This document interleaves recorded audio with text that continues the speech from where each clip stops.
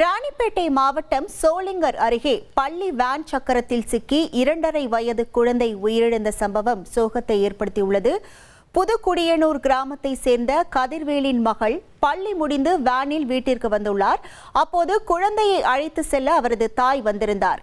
மகளை வேனில் இருந்து இறக்கிய போது 2.5 வயது மகன் ஹேம்நாத் எதிர்பாராத விதமாக வேனின் அடியில் சென்றதாக கூறப்படுகிறது. இதை கவனிக்காமல் வேனை இயக்கிய ஓட்டுநரால் முன்பக்க சக்கரத்தில் சிக்கிய குழந்தை சம்பவ இடத்திலேயே உயிரிழந்தது.